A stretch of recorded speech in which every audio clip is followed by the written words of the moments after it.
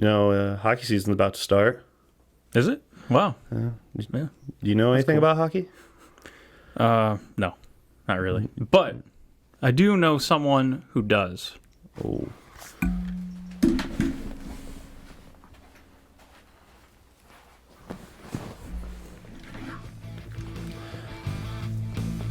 So, you know a lot about hockey?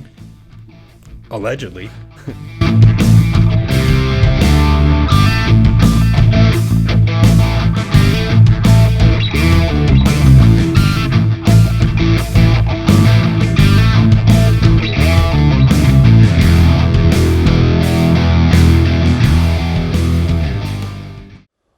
Welcome to Allegedly Podcast. I'm Lucas, and today I'm joined by a friend of the podcast, resident NHL hockey expert, Jack Abel. Thank you. Appreciate it. Happy to be here. I don't know if expert. We'll say guy.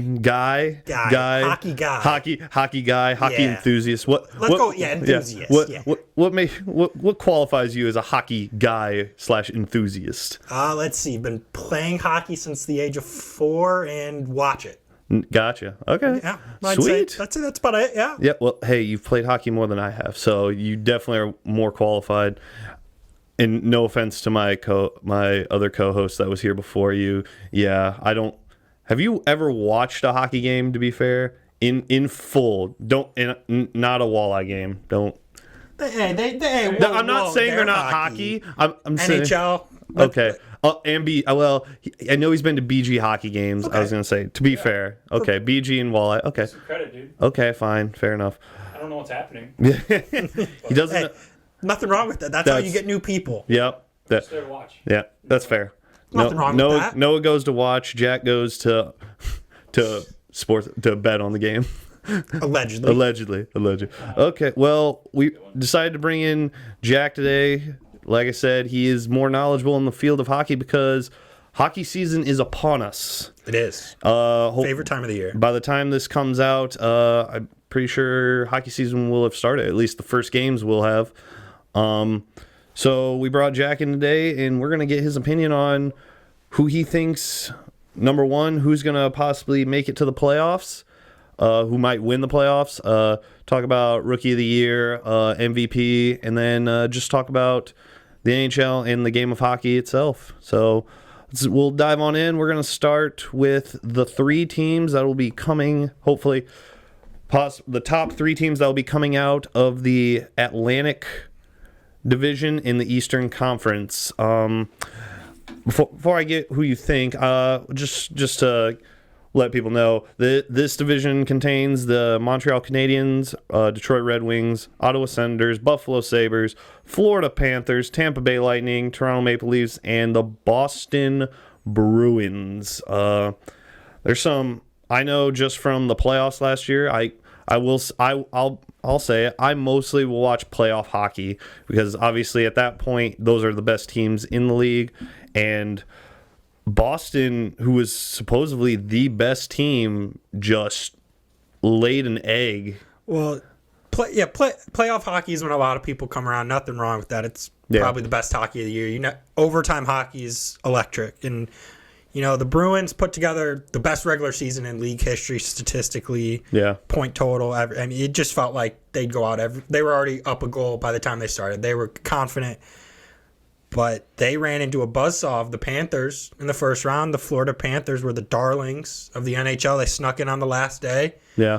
Went out, upset the best hockey team of all time on their way to a finals run that no one saw coming at the beginning of the year. That's crazy. Everyone thought Boston would just take them out 4 games and they'd be more just a footnote, and they ended up being the stars of it almost. Yeah, that's crazy. And with that said, do you think Florida... Does Florida pull into one of those top 3 positions, or are they going to have to fight to get a wild card spot? I have them slotted in at 2. I think, they always say playoff hockey is before you can win a cup, you need to have some experience. And I think going into it, they didn't have a lot of guys with a lot of cup experience, but I mean, going all the way to a finals can only help you the next year. Yeah. So I have them going, slotting in the number 2 spot. The big thing for them is their goalie Sergei Bobrovsky, they leaned on him heavy up until the Vegas series. He was on pace to put up one of the best goaltending performances of all time in the playoffs. And, someone like him is making the amount of money he is making, you're expected. Yeah. The only question marks I have for them, a few of their star players are going to miss maybe the first month and a half of the year. So I think for them, they got to at least steady the ship until they can get their big guys back to kick them off. But I think they'll be fine in the long run and slot right in the 2 spot. So I was going to say, so basically you're saying they might struggle at the beginning, but hopefully they'll hit their stride getting closer to playoff time. Yeah, they just got to tread water because the Atlantic Division is arguably the toughest one in hockey. If they can just tread water, steal some points from teams and just be fine till they get their guys back, they'll be fine. Nice. So with that said, you think Florida's at 2? Who's the 1 and 3 coming out of there? One is pretty. I think it's gonna be Toronto. Toronto. They have all their big players back. A lot of talk the offseason was, are they going to lose William Nylander in a trade? They have a lot of cap tied in their big players, but they all produce. They added some depth behind those guys, which is good. They added Tyler Bertuzzi and Max Domi. More depth on their offense because a lot of people were worried that, they're really top heavy, so when their big guns aren't out there, where are they getting their scoring? Yeah. Those guys will come in and fit. And I think for them, this will just be, one of their last rides because everyone knows you can't really pay 4 guys what they're getting paid long term and expect to be successful. So they might end up moving one of those guys. Yeah, I was gonna say I'm pretty sure. Like again, I don't know a lot about hockey. I try to follow a little bit of the news. Just say I'm aware. I know that the Maple Leafs have put a lot of money into trying to get a team to basically try to get them to the Cup at minimum. And last year, I was gonna say, it was the second round by Maple Leaf standards. They actually improved. They made improved. A second round for the first time in decades. Because I remember they got out of the first round, and then that very next round, wasn't it? Florida just absolutely. And they ran into a buzzsaw that was Florida. Florida won the series 4-1. Yep. No, that's fair. And you'll see Toronto's definitely the common a team. denominator was Florida. Florida was just a buzzsaw. If you could avoid Florida, you were good, but they just weren't doing anything. But I think Toronto is the one for sure. They have the star power. They signed good depth. They should be fine. And then in the 3 is Tampa Bay. They're a little bit of a question mark. They have the history of building teams. They can do it. The big question mark, though, is Steven Stamkos. Yeah. They, as of right now, he's going in the final year of his contract, and they aren't talking right now. So it'll all depend on where does Stamkos go? Where does he want money wise, and can they maybe get him on a cheaper deal and sell him? Well, we can bring in other guys and keep your window open. Yeah, but I mean, with Stamkos, with Kucherov, Hedman, and Vasilevsky, who's the best goalie in the league for the past 4 years, you're going to be good no matter what. Yeah, no, that obviously that Lightning team has won.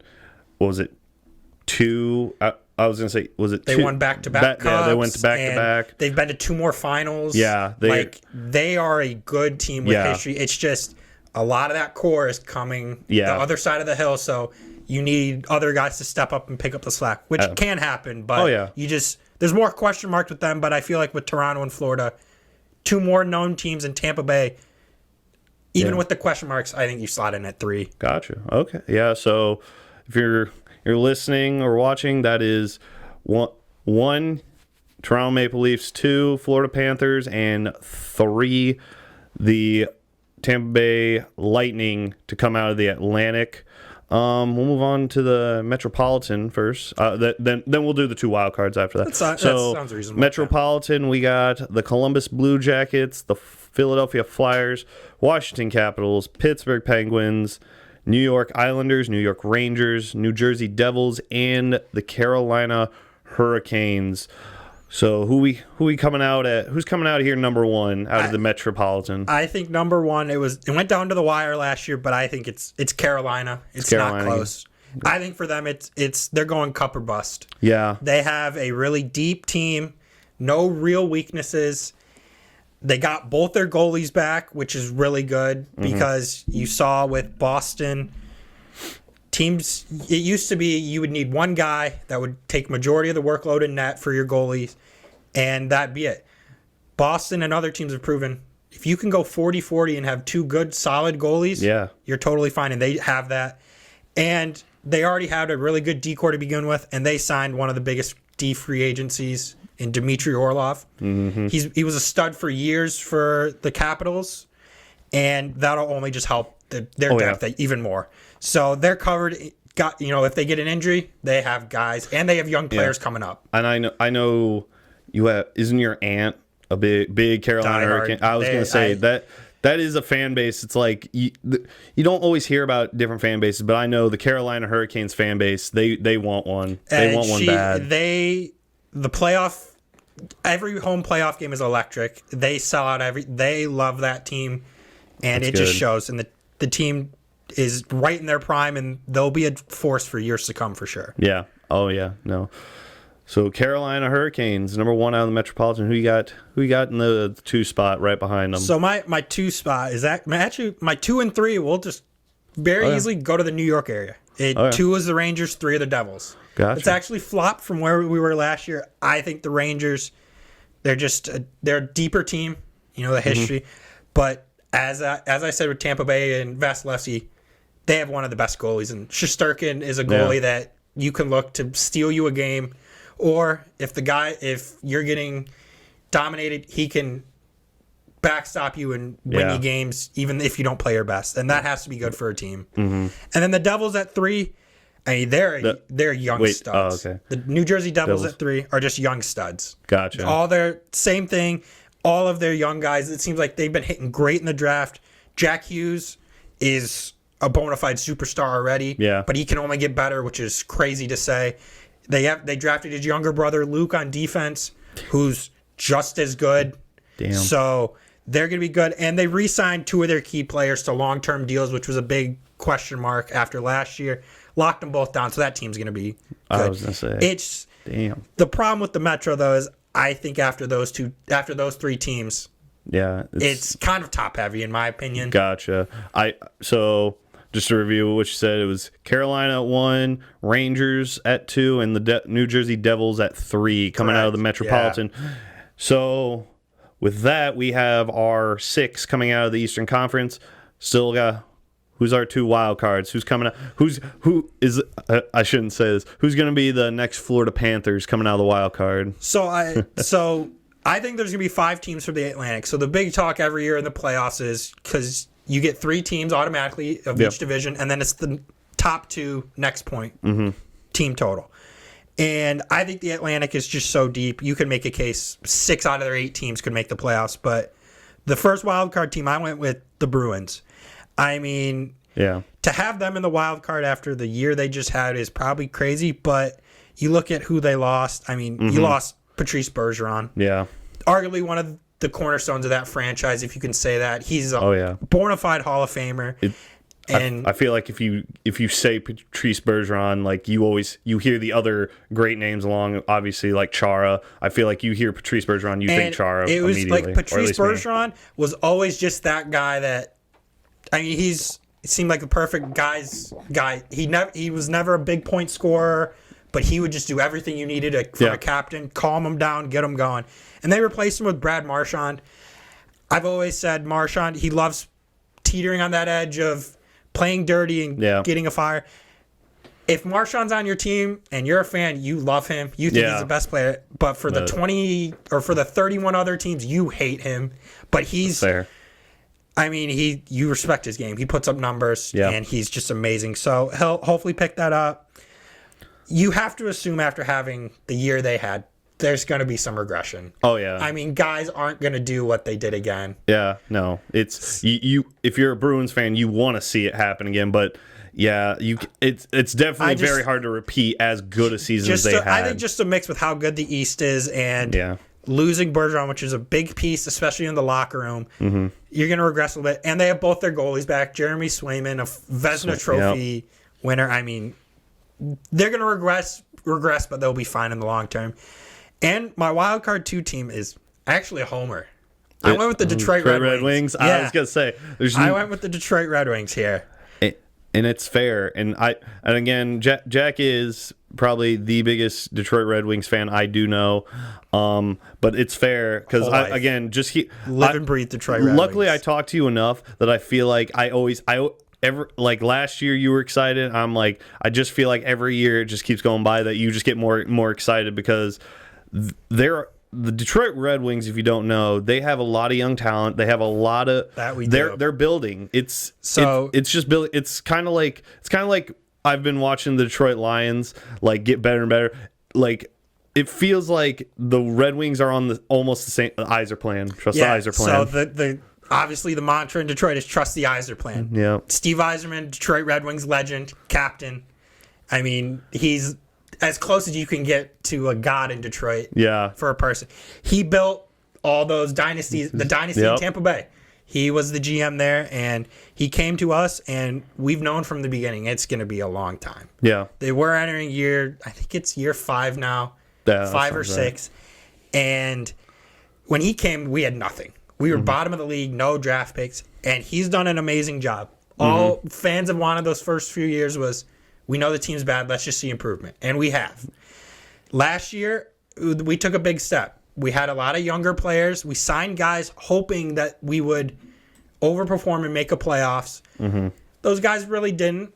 Some of our younger guys took a little step back, which was a little tough, but we saw fight, and the team competed up until I think they were officially eliminated from playoffs like the beginning of March.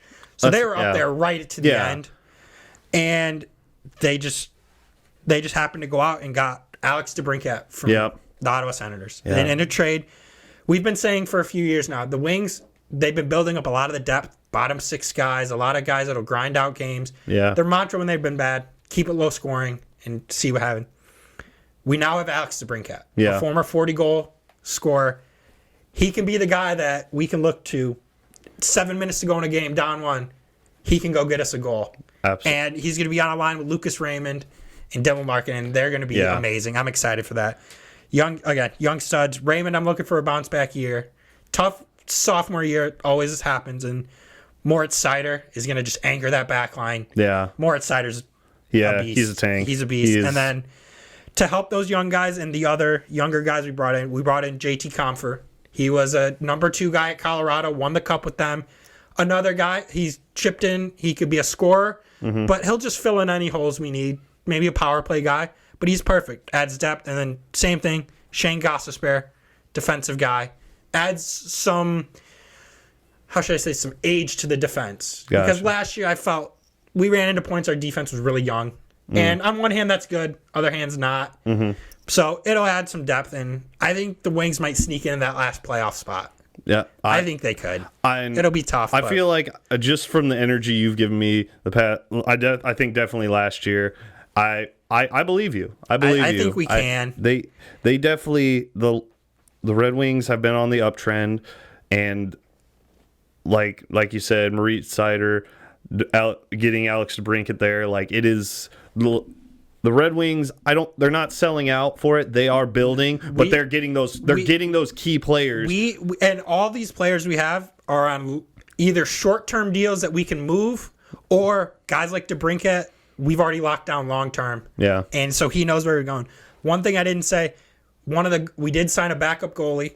A guy came from Florida, Alex Lyons, younger guy. Oh, yep. But that's perfect because he's going to be great for a backup. Ville Husso, he just needs to have 45, 50 games. Let whoever our backup is take 25 or 30, and we'll be fine. Yeah. Alex Lyons, we don't need him to play 40 games. We need him to chip in 20 or 25 if he gets that. Oh, yeah. And I'll be happy with that. So, just to wrap up that is the 2 wild cards coming out of the East. The Boston Bruins and hopefully the Detroit Red Wings. Red Wings Nation, let's go. Get pumped.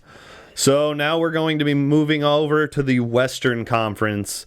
We will start in the Central. The Central is comprised of the Chicago Blackhawks, the Arizona Coyotes, St. Louis Blues, Nashville Predators, Winnipeg Jets, Minnesota Wild, Dallas Stars, and the Colorado Avalanche, who we got coming out number 1 out of the Central. So number 1, I have I'll just lead it off by saying this. I think 1 and 2 were very close. Uh-huh.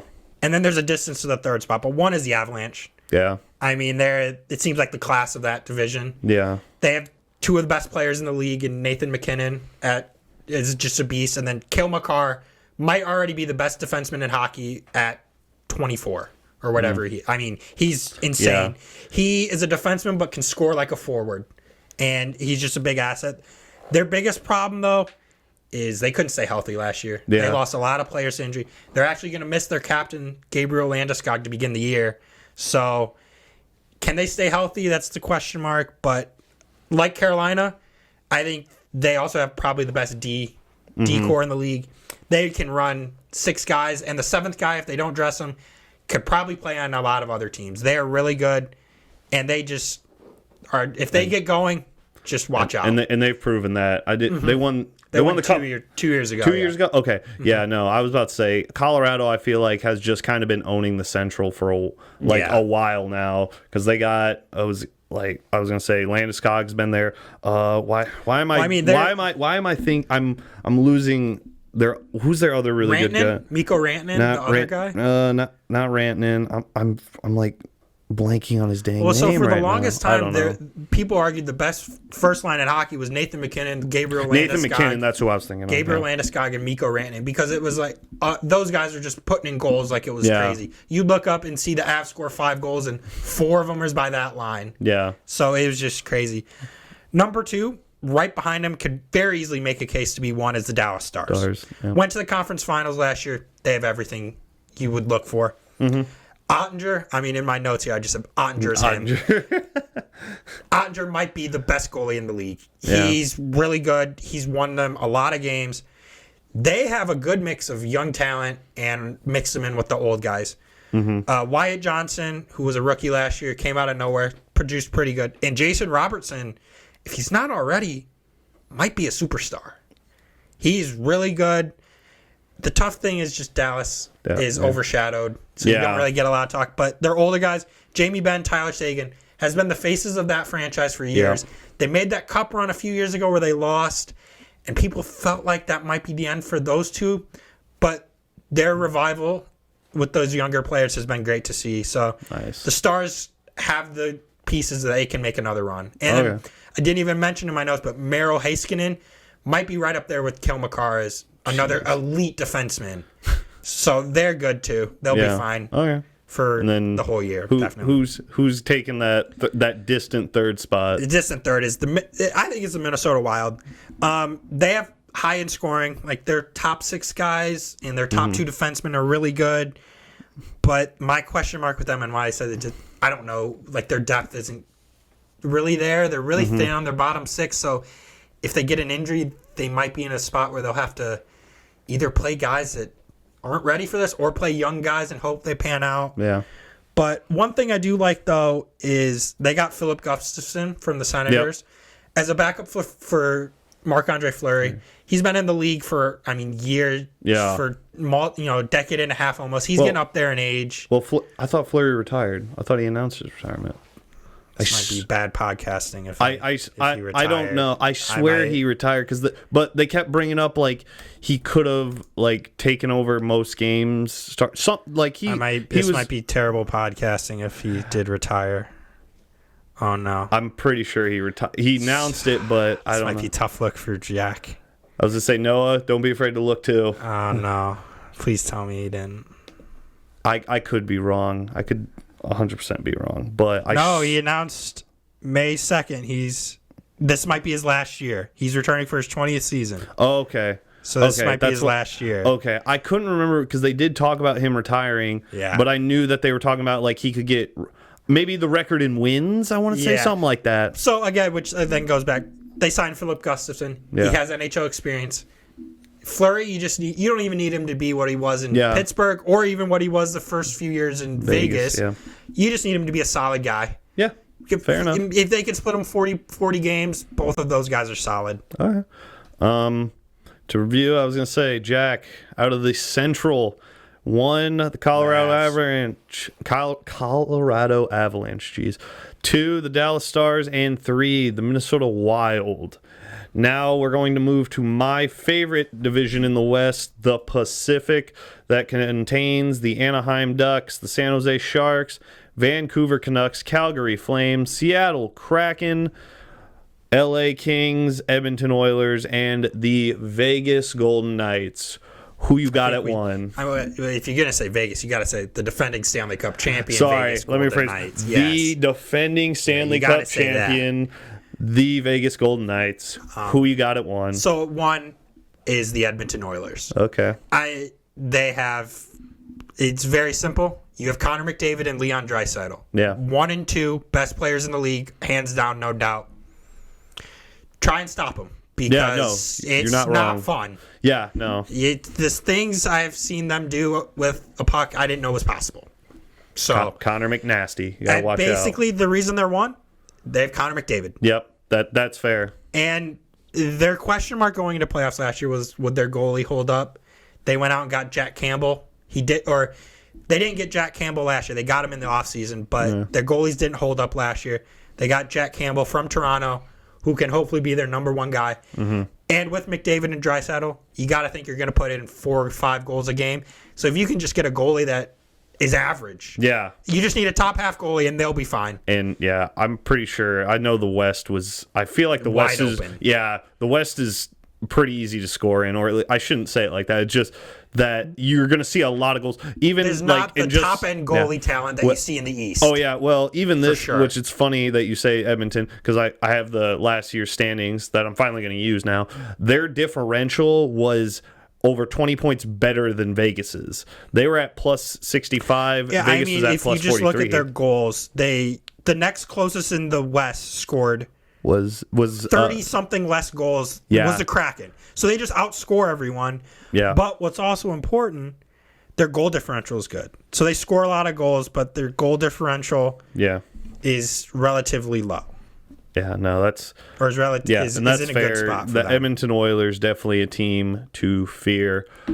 Who you got? Who moving down the line? Who we got at number 2? Number 2, I actually have the Los Angeles Kings. Really? Yes. They finished 3rd in the division last year. I think they'll take a step up this year. They have all their offseason moves. They made a ton of moves. They're all to fortify their depth. Yeah. They have a really good forwards in Adrian Kempe, who's their number 1. He's only 27.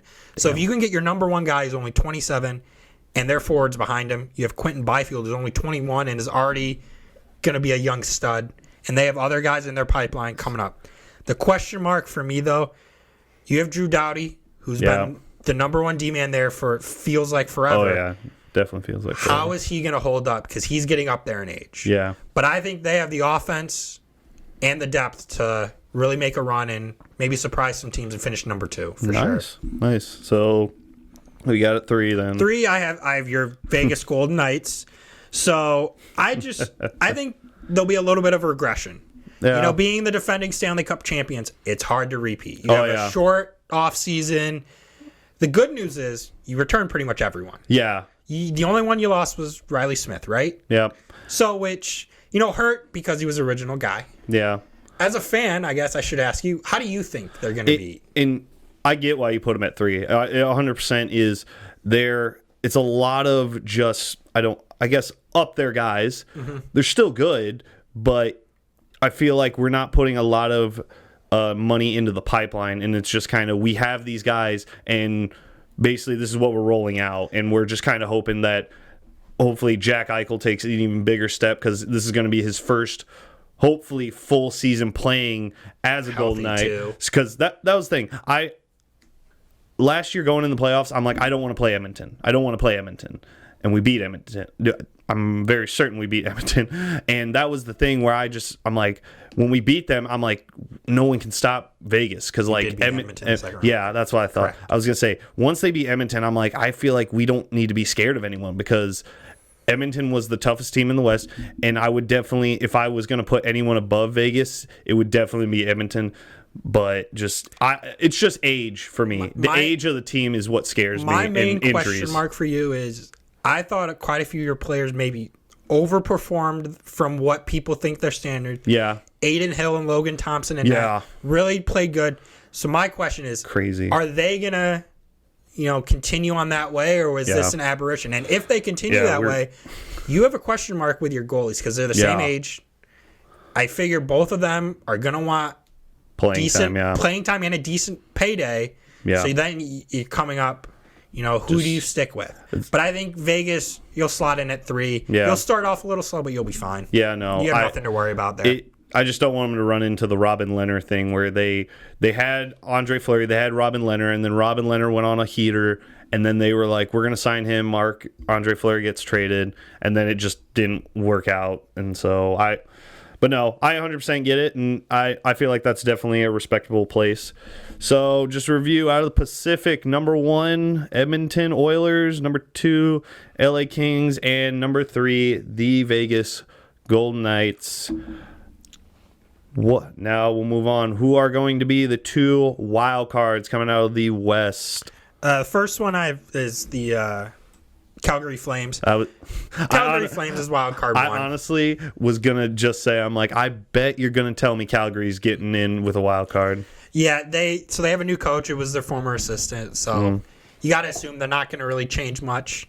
They have a lot of their players are in their final year of deals.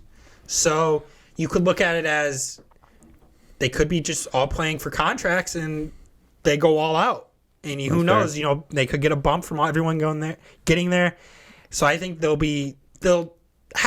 look tough for them down the stretch, but they'll be fine. And then at 2, I think was everyone's overachiever last year, the Seattle Kraken. The Seattle Kraken, yeah, dude, that's crazy. It's crazy. The Kraken are a great story. Yeah, no, it's like, it's kind of crazy how it's like you had Vegas when they came in, and now you have Seattle second year come in, and they got wild card. And that's just, I think, a credit to the NHL and the way they set up the draft is they want these teams to be good right away, and so far it's worked.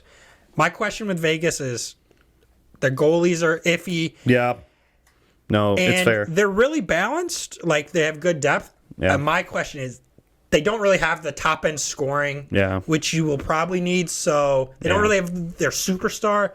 They have Matty Beniers, who's a young guy, one of their first draft picks, but that's a lot of weight to put on a young kid. Did you mean Seattle when you said that? Yes, you said, I apologize. Yeah, I know, you're Seattle. fine. You said Vegas, I'm like... I was looking at them. Seattle. I apologize. Yeah. So Matty Beniers, I mean, it's a lot of pressure to put on a young player, but he showed it last year, so... Sweet. And I just think there's going to be some regression. So they'll probably get that second spot. And with the mix, I don't think the West is that strong. So everyone that made it last year, I think will make it this year, just in different spots. Gotcha. Okay. So last 2 wild cards coming out of the West, Jack's going to be putting his money on Calgary and Seattle. Well, that's so you got all these teams in there. I know what one you want to win, but who do you think has the best shot to get the cup?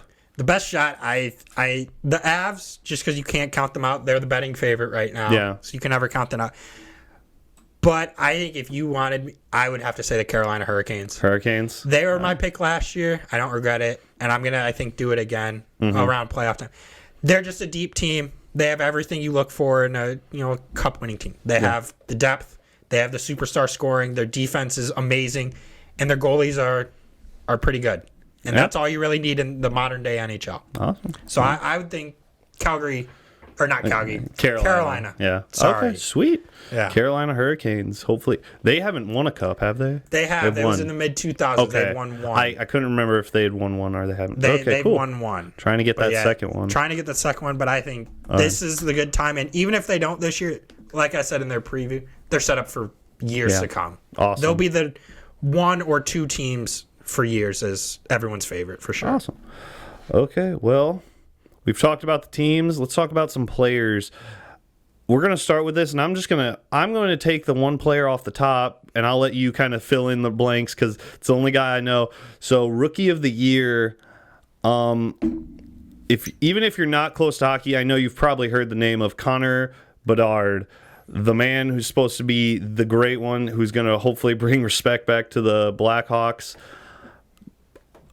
Basically is the guy who should run away with the Rookie of the Year is what I've heard and been told. This kid is what everyone said about Connor McDavid. Gotcha. He's the next Wayne Gretzky. The next we'll probably be hearing his name for 20 years as a top player in the league. I mean, like he can do pretty much everything. Gotcha. He's most hyped person. Like, it's insane. But some other names for Calder, I think they probably already have Bedard's name engraved on it. Probably. So unless he gets a big injury, it's his. But Adam Fantilli in Columbus, the number 2 overall pick, he's really good. But I think his problem is I don't think Columbus is going to be very good. Yeah. All of their unless he carries turmoil the team on his going to back. be tough for them to do. But I think a good depth player, if you're looking, we're betting here. Luke Hughes, like I mentioned for the Devils. He's a stud. He already played some in the NHL last year. He signed and he played in the playoffs for them. So he has already some NHL experience. Nice. And he's going to probably be on one of their power play lines. Gotcha. And with the Devils being good, he'll be on TV all the time. Gotcha. Which is good. But if you're saying anyone but Connor Bedard at this point, you're crazy. You're insane. Yeah. Yeah, gotcha. Yeah, no, that I know before we started this, when I was talking to you about this, I'm like, Connor Bedard, and you're like, there's really no one else. Yeah, you're just gonna put in these fill-in names just to be on a list. Yeah. So, you were asking me the names afterwards. I'm like, it's Connor Bedard and no one else. And and that's what you keep hearing. I know. I swear I was watching ESPN. There was some, like, even in rookie camps, that he's already insane. He's already making, which you expect. Yeah, he has everything you needed to see. So he's gonna be great. So with that, MVP, do you got any ideas on any guesses? I was gonna say, so much like Bedard, I think this one's pretty much wrapped up. Gotcha. It's one man. It's one man. Tell me if this shocks you, Connor McDavid. Connor McNasty. What? Yeah, he. Real quick, while I'm reading this, Connor McDavid last year put up stats that we haven't seen in the NHL since like the mid '90s. Damn. The league is the most competitive it's ever been. Yeah. And he just casually put up over 150 points, I think, last year. Which is... Yeah, he put up 153 points. Which hasn't been done since the 90s at this point. So... there's no stopping that. Yeah. I think it's Connor McDavid, and good luck trying to convince me of anyone else. That's fair. Okay. Well, we've talked through playoffs, Stanley Cup, Rookie of the Year, MVP. I feel like we've hit all the points, but let's just talk about the game of hockey. Okay. So, the state of hockey, state of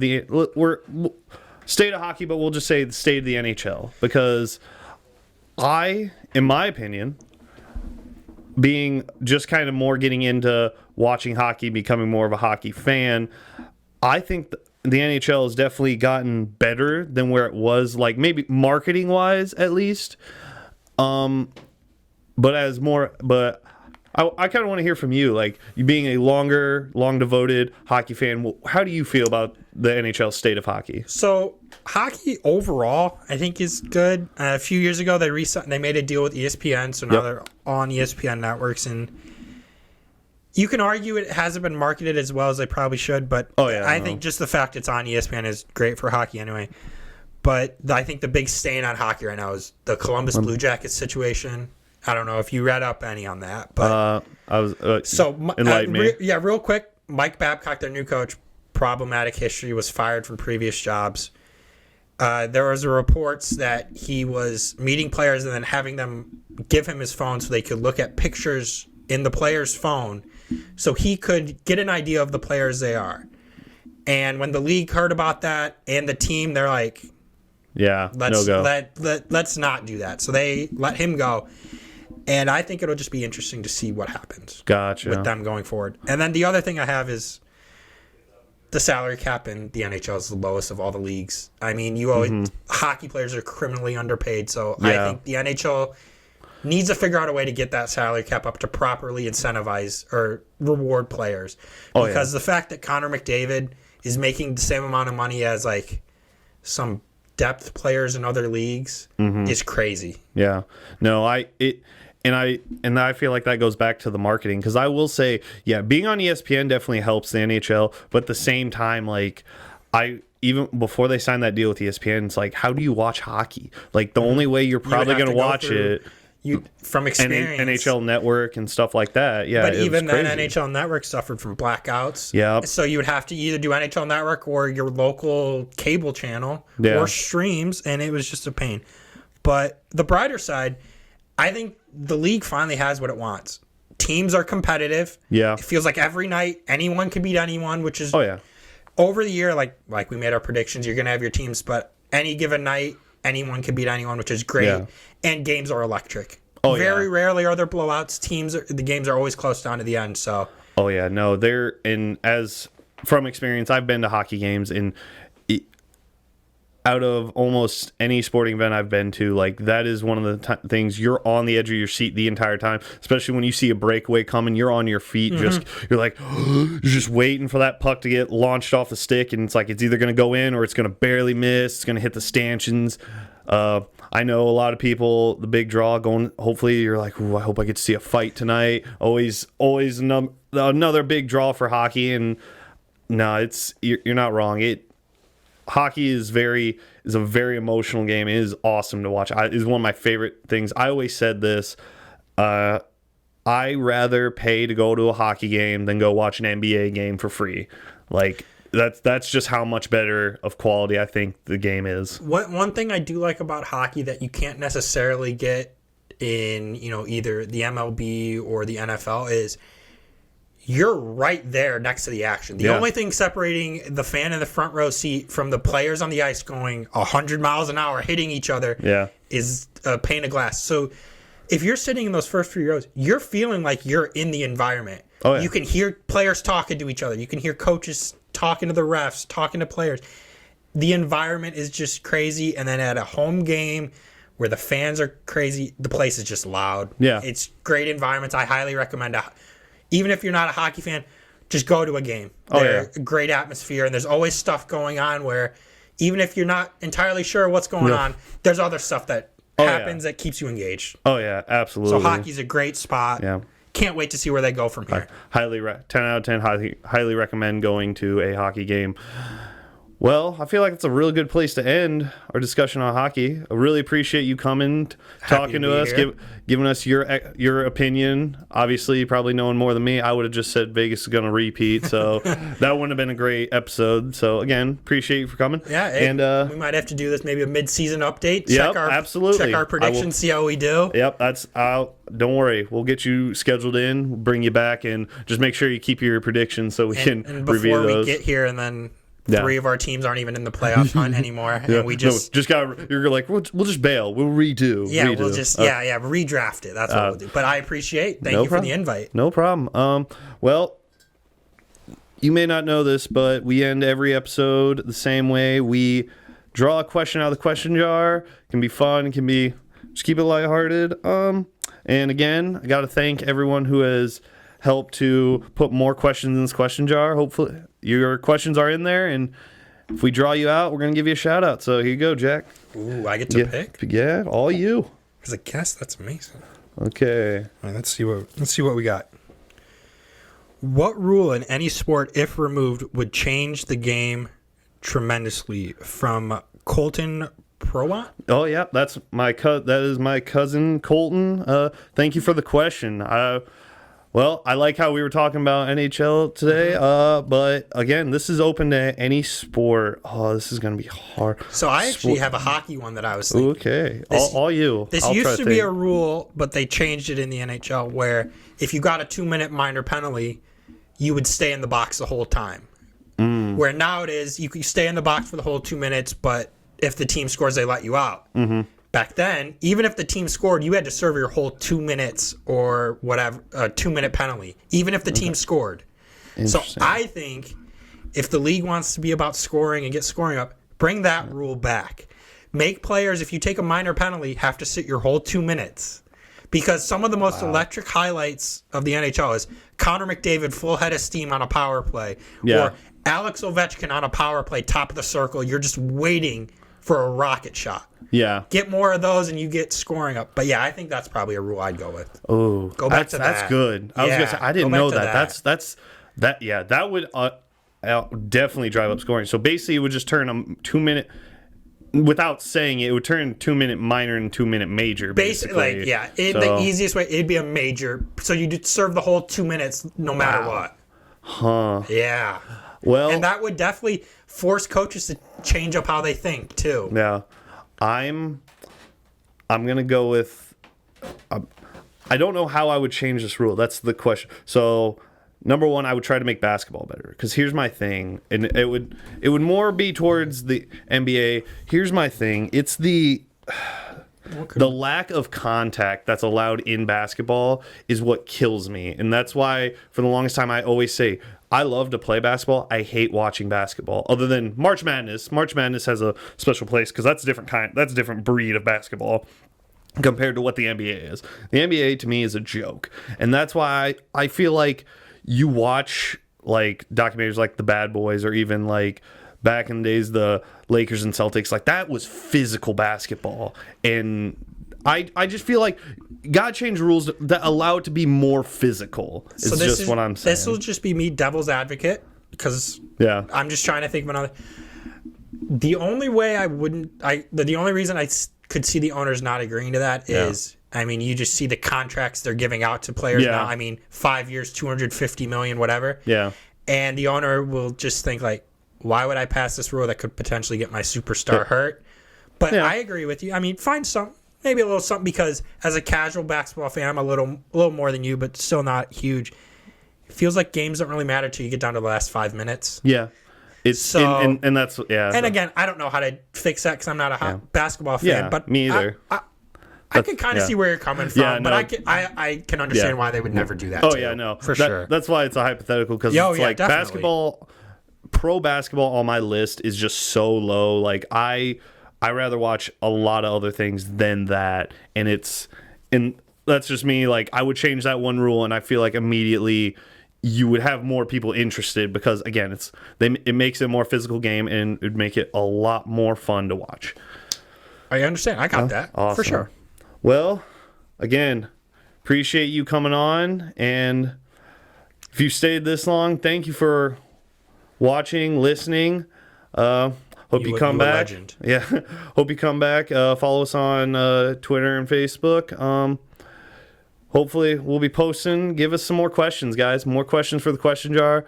Can never have enough. I hope one day I get to. You can't really see the blue. I hope you just see white in here, because that's how many questions we have filled. So, thank you for coming, man. High five. Let's go Red Wings, baby. Come on, it's our year. We got this. Shock the world. Let's go Golden Knights. We'll see you later, allegedly.